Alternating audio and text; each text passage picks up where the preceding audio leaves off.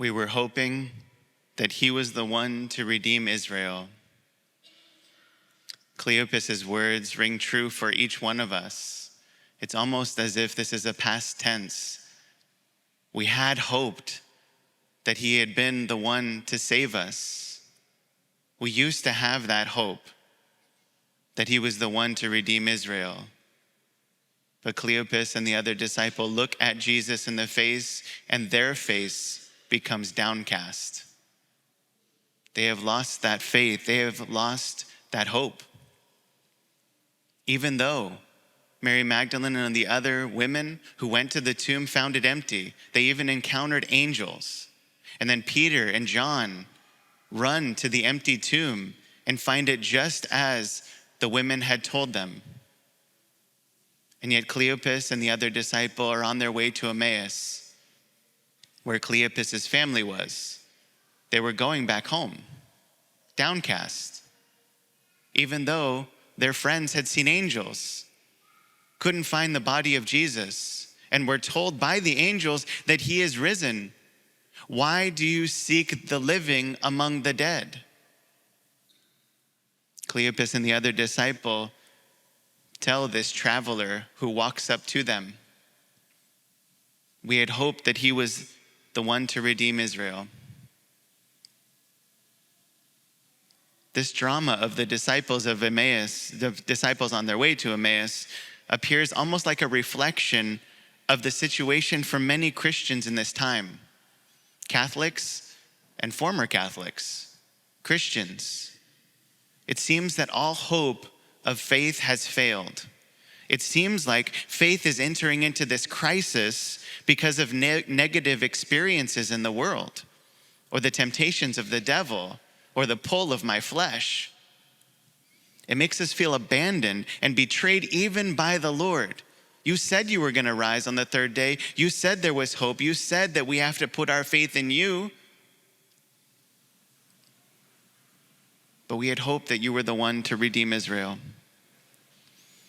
St. Augustine shouts from the 4th century. He says, "Oh, my dear disciples, you had hoped, so now you no longer hope? Look, Christ is alive. Is hope dead in you? No. Certainly Christ is alive. Christ being alive, found in the hearts of the disciples, he found death. He found no hope. He found them faithless. But he appeared. But he didn't appear to their eyes right away. He was at one and the same time, seen and unseen, seen and concealed. I mean, if he wasn't seen, they wouldn't been able to talk to him, right? So he was definitely seen. They knew there was a man in front of them, traveling with them, accompanying them on their journey back home. So he was walking with them on this road to Emmaus like a companion, but he himself was the leader. He was leading them, asking questions.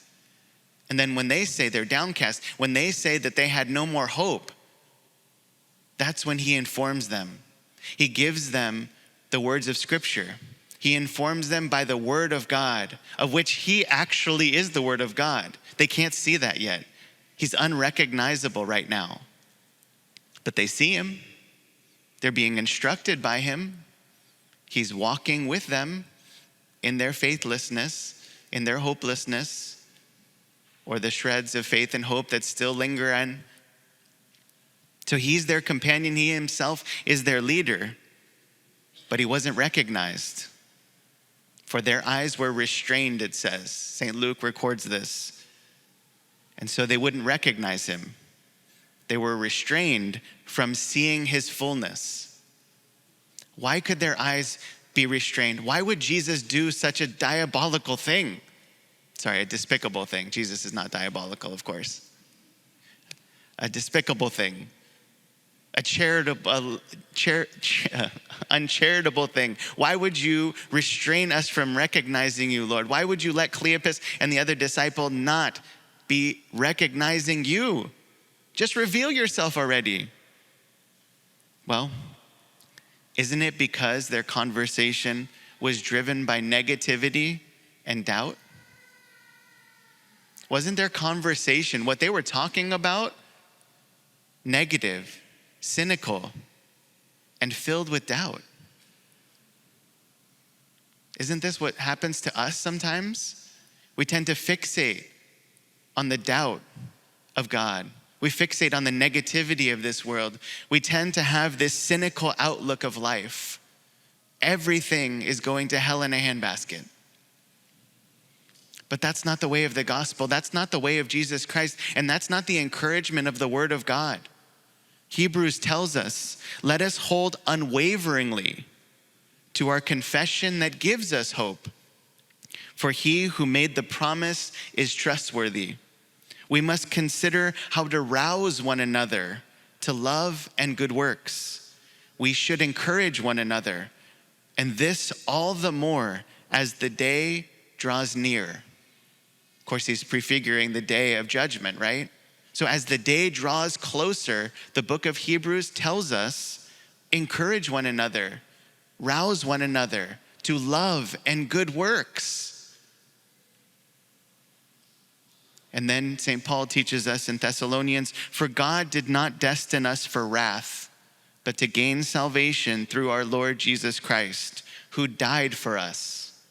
Therefore, encourage one another and build one another up. So it's not out of ignorance that Jesus asked them, what are they discussing? He wants to bring the problem into the open. He wants to bring their loss of hope and faith, their discouragement, their downcastness. He wants to meet them just as he met the woman at the well. He wants to intrigue them, encounter them, inspire them, instruct them. Though they don't recognize him yet, it's the beginning of a great transformation. They now, because of Jesus' initiative, because of Jesus' promptings, because of what Jesus did, they're now talking to Jesus about their fears and disappointments. Boy, does that sound familiar.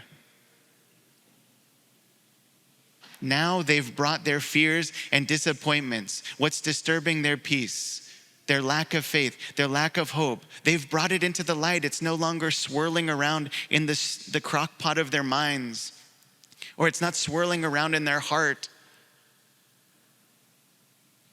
that's influenced by the little whisperings of the devil or the world or the flesh. They've now brought it to Jesus. They've now brought it to him who can bring life, bring light. The truth is now going to set them free. So he's getting them out of this mental and emotional rut that they've made for themselves. And Pope Benedict XVI, when he was meditating on this gospel, he said, now everything is over.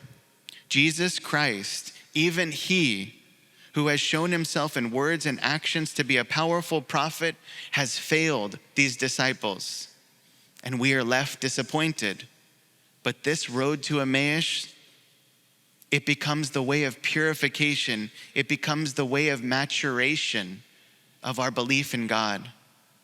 We enter into dialogue with Jesus, listening to his word. And today, at every Holy Mass, he breaks bread for us. He gives himself as our bread, as Marie is going to find out for the first time. He's going to transform our lives because of his presence. Yes, maybe not seen. You're not eyeball to eyeball with Jesus. You're not able, like Thomas last week, to stick your finger into the nail marks on his hand or stick your hand into his side. That's a privilege of only the few. But the many, for us and for many, he gives us himself under the body, blood, soul, and divinity, under the appearance of bread and wine. He breaks bread for us. He dies for love of us. And so that meeting that these disciples have with the risen Christ and that you and I are invited to, This meeting with the risen Christ is possible for us even today, and it deepens our faith. Our faith becomes more robust because it's nourished not by human ideas, not by some good person, not by somebody who's just smart and has good argumentation skills, a rhetorician, not just some great philosopher. No, our faith becomes robust because it's informed by the Word of God and nourished by His real presence in the Holy Eucharist. So at every Mass, we have this encounter. As the disciples encountered Jesus on the road to Emmaus, we encounter Him at every Mass. The Scriptures are open, and the Lord, through His priests, give us the bread of life. That's why it was so bad when we were deprived of the Holy Eucharist. But we can't live in the past. Jesus comes to you today. The doors are open today. The past is left to God's mercy. God will sort that out. All I have is right here, right now, at this Holy Mass, to unite myself to Jesus, to say, yes, come, Lord Jesus. And as the disciples said, as they were intrigued by what this traveler had said to them, stay with us, teach us more, give me more. Remember, they still didn't see Jesus. They wanted more. They were intrigued. Stay with us.